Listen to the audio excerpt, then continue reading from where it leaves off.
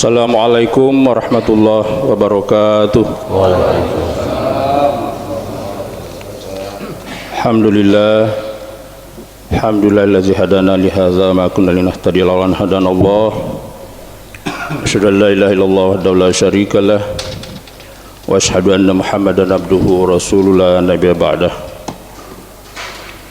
Jamaah subuh yang insyaallah rahmat Allah, mari kita senantiasa banyak bersyukur kepada Allah. Oleh karena sampai detik ini curahan nikmat yang luar biasa banyaknya kita peroleh dari Allah.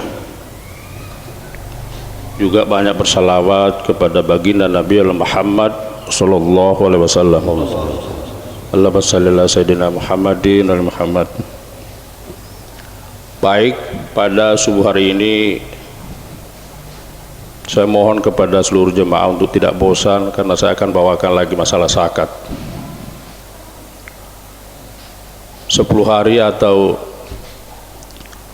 malam ke-13 subuh saya kultum di Jami, itu juga saya bahas zakat ya. Setelah saya sampaikan kultum itu tadi, ada beberapa jemaah datang berkumpul untuk diskusi atau mempertanyakan masalah zakat. Salah seorang jemaah bertanya, dia punya alat berat, apakah itu disakati? Saya langsung jawab bahwa tidak. Ya, uang sewa yang kita peroleh itulah yang kita zakati. Kemudian datang Pak Jasikin juga bertanya, ya, itu kalau harta sudah disakati, misalnya tahun lalu, apakah tahun ini juga disakati? Sebelah ya, selama masih ada di tangan kita. Setelah itu, untuk mendukung atau meyakinkan saya WA Ketua Basnas Kota Makassar. Ya, apa yang saya sampaikan itu katanya sudah tepat ya. Cuma memang saya juga kurang begitu paham masalah dalil ya. Oleh karena itu di buku ini sangat bagus ya, kalau ada yang bisa baca ini. Sumbangan dari Pak Dr. Ilham Saleh ya, hukum zakat ya. Oleh karena itu materi kita pada malam subuh hari ini juga saya akan ambil dari situ.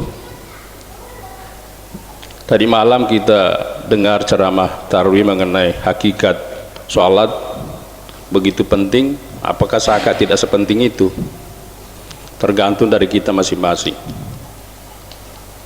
Sudah sering saya sampaikan bahwa kalau kita tidak bayar zakat, tidak menunaikan kewajiban padahal kita sudah wajib zakat, jangan-jangan kita dianggap bukan lagi orang muslim ya. Baik, hari ini saya akan bahas mengenai kekayaan yang wajib dizakati atau wajib zakat.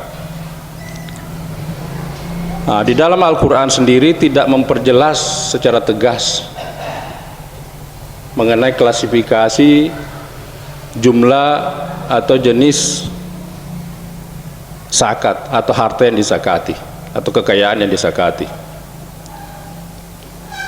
Jadi kalau kita buka 30 juz tidak ada itu zakat fitrah sekian, tidak ada. Oleh karena itulah Nabi diperintahkan oleh Allah untuk menyampaikan implementasi zakat seperti ini ya. Ya, jadi Rasulullah bertanggung jawab menjelaskan baik dengan ucapan, perbuatan maupun pembiaran atau takriri ya. Sesuai firman Allah, kami turunkan kepadamu Quran supaya kamu menerangkan kepada umat manusia apa yang diturunkan kepada mereka dan supaya mereka memikirkannya. Quran surah An-Nahl ayat 44. Nah, di dalam Al-Quran memang ada beberapa jenis kekayaan yang dizakati, misalnya emas dan perak, tanaman dan buah-buahan, usaha. Nah, ini barang-barang tambang yang dikeluarkan dari perut bumi, itu ada dalilnya, tapi tidak sejelas apa yang kita mampu pahami ya. Hal ini sejalan dengan Quran surat Taubah 103 Pungutlah olehmu zakat dari kekayaan mereka. Jadi kekayaan ini bukan orang kaya tapi baru berzakat, kekayaan. Jadi jangan kita kacaukan orang kaya dengan kekayaan. Kau bersihkan dan sucikan mereka dengannya. Ya. Kemudian di dalam surah An-Najm ayat 19, di dalam kekayaan mereka terdapat hak peminta-minta dan orang yang melarat. Ya. Nah, apa yang dimaksud dengan kekayaan? Ya, kekayaan tadi beda dengan orang kaya. Kekayaan atau amwal adalah bentuk jamak dari kata mal, dan bahasa mal bagi orang Arab yang dengan bahasanya Quran diturunkan adalah segala sesuatu yang diinginkan sekali. Ya. Jadi segala sesuatu yang diinginkan sekali oleh manusia, menyimpan dan memilikinya, itulah kekayaan. Jadi kita juga bisa pahami terlalu luas maknanya kekayaan itu. Ya. Ibnu Ashir mengatakan kekayaan pada mulanya itu berarti emas dan perak. Itulah pandangan manusia, selalu emas dan perak. Kemudian berubah pengertiannya menjadi segala barang yang disimpan dan dimiliki. Jadi ini semakin luas maknanya. Ya. Nah, menurut ulama mazhab Hanafi, kekayaan adalah segala yang dapat dipunyai dan digunakan menurut golibnya, seharusnya. Ya.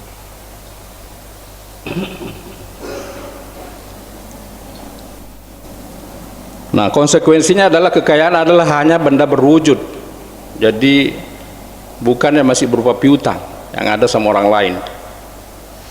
Ya, jadi kalau ada piutang kita tapi orang lain yang kuasai, atau harta kita tapi orang lain yang kuasai, itu bukan wajib zakat bagi kita.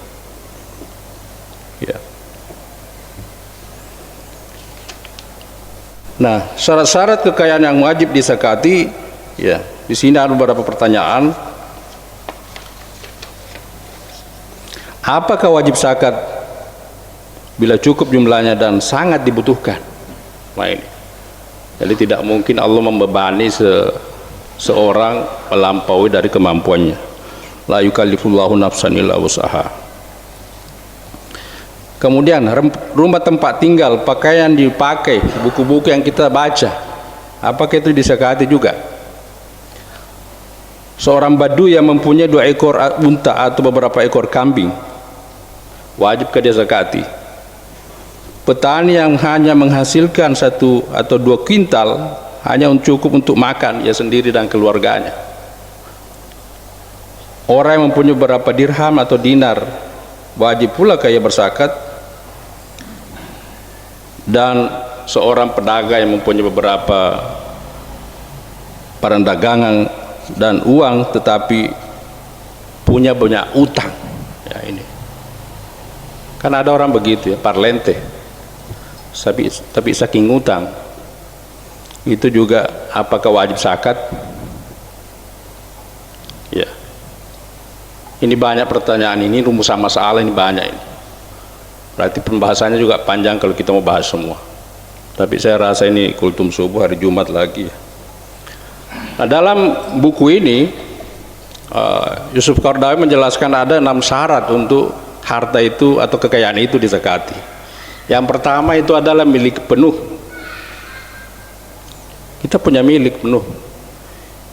Yang kemudian yang kedua berkembang. Kemudian cukup senisab 85 gram. Kemudian lebih dari kebutuhan biasa. Ini sudah mulai terjawab tadi rumusan masalahnya. Ini baru poin-poinnya ini.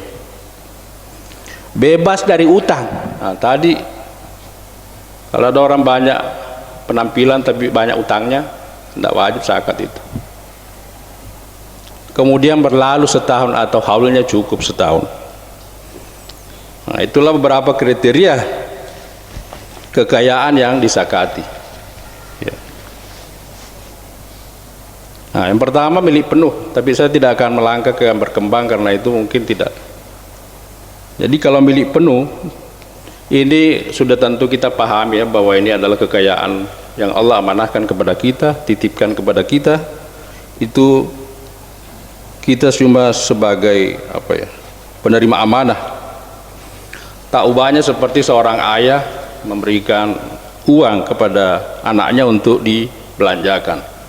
Apakah anaknya itu tadi amanah atau tidak, dia selewengkan atau salah gunakan, ya sama dengan Allah kepada kita. Rezeki itu dia titipkan kepada kita. Ketika kita tidak melaksanakan apa yang seharusnya, apa yang golibnya tadi, ya Allah tidak beri amanah lagi. Jadi sama tadi anak-anak kita berikan sesuatu untuk dia pakai belanja, kalau dia gunakan dengan efisien sesuai yang kita harapkan, kita akan tambah, oh ini anak layak dipercaya. Sebaliknya kalau dia lain juga yang dia beli, lain yang kita inginkan, ya mungkin tidak diberi amanah lagi. Seperti itulah gambarannya. Dengan demikian Allah betul-betul pendidik yang amat baik, ya. Nah, ada juga harta yang tidak wajib disakati. Ini juga mungkin perlu terkait dengan materi kultum Pak Saprudin kemarin, kultum subuh ya. Dipersyaratkan harta milik yang sebagai syarat wajib zakat membuat kekayaan yang diperoleh dengan cara yang tidak baik dan haram tidak termasuk ke dalam wajib zakat. Kita dengar kemarin bagaimana Sultan Harun al-Rashid, ya, dia mau serahkan 1000 dinar kepada Syekh Fudail, tapi ditolak karena dia tahu bahwa itu harta tidak halal, ya. Nah, jadi misalnya kekayaan yang diperoleh dari perampasan, pencurian, paluka, penipu, apa tolo-tolo, ya, penyogokan, riba juga ini yang banyak, spekulasi, itu diperoleh dengan cara mengambil kekayaan orang lain dengan cara-cara yang tidak benar. Contoh yang paling jelas adalah kekayaan raja-raja dan pangeran-pangeran yang jahat, kekayaan para lintah darat, dan kekayaan para pencuri kecil atau besar. Pada hakikatnya kekayaan yang diperoleh secara tidak sah itu dianggap bukan harta miliknya. Jadi jangan kita tertipu, ya. Ada orang banyak hartanya tapi ternyata hasil nyolong semua itu tadi. Sekalipun ia mencampur ke dalam kekayaannya yang sah sehingga tidak bisa dipisah-pisahkan. Jadi Allah itu Maha tahu. Jangan kita kayak pencucian uang, ya, dikumpul semua, gajinya memang dia terima, dia ada orang korupsi juga, dia gabung semua supaya kita bingung yang mana. Allah tidak seperti itu, ya. Ya. Para ulama berkata bahwa seandainya suatu kekayaan yang kotor sampai senisab, maka zakat tidaklah wajib atas kekayaan itu. Jadi sekalipun haulnya nisabnya terpenuhi, bukan harta kekayaan wajib zakat. Karena kekayaan itu harusnya dibebaskan dari tugasnya dengan mengembalikannya kepada yang berhak atau kepada ahli warisnya bila diketahui, ya. Nah, tetapi bila tidak diketahui, ya di sini dijelaskan diserahkan kepada fakir miskin, tapi bukan berupa zakat, ya. Adalah salah satu hadis yang mendukung penjelasan itu tadi. Rasul bersabda, la yaqbalullahu shadaqata min gululin. Gulul, tidak diterima sedekah dari kekayaan gulul. Apa itu gulul? Adalah kekayaan yang diperoleh secara tidak sah dari kekayaan umum seperti rampasan perang dan lain-lain, ya. Jadi kesimpulannya ialah seseorang dalam mata hukum tidaklah dipandang kaya dengan kekayaannya yang tidak halal, dan itu tidak wajib zakat. Sekalipun kekayaan itu bermiliar-miliar dan sudah sampai masanya atau haulnya, ya. Nah, bagaimana dengan pinjaman? atau kita meminjamkan uang kita kepada orang lain, apa kita wajib zakat? Jadi ini lebih implementatif. Selama ini saya cuma sampaikan bagaimana kita melaksanakan kewajiban itu karena sama dengan pentingnya atau urgennya sholat. Ada beberapa pandangan yang terkait dengan harta yang kita pinjamkan kepada orang lain, apakah kita wajib zakat atau tidak. Ya. Nah, persoalan yang timbul karena adanya ketentuan milik penuh tadi mengenai zakat pinjaman ini, apakah zakatnya wajib atas orang yang meminjamkan berdasarkan karena ia adalah pemiliknya yang sebenarnya, ataukah orang yang meminjam. Ini ada dua pihak ini, kan pinjam meminjam, berdasarkan karena ia adalah pemiliknya yang sebenarnya, ataukah orang yang meminjam karena dia menggunakan atau memperoleh keuntungan dari pinjaman itu. Ikrimah dan Atha berpendapat keduanya tidak wajib zakat. Ini jadi baik yang punya uang tadi tidak wajib karena bukan lagi milik penuh, yang meminjam juga tidak wajib zakat, dua-duanya. Ya. Ibn Hazm meriwayatkan dari Aisyah radhiyallahu anha, pinjaman tidaklah wajib zakat. Ya. Jadi kalau dipinjam tidak wajib zakat. Pengertiannya adalah zakat tidaklah wajib baik atas yang memberi pinjaman maupun atas yang meminjam. Ya. Nah, terkait dengan pertanyaan Pak Haji Asikin tadi, apakah zakat yang sudah ditunaikan atas harta kita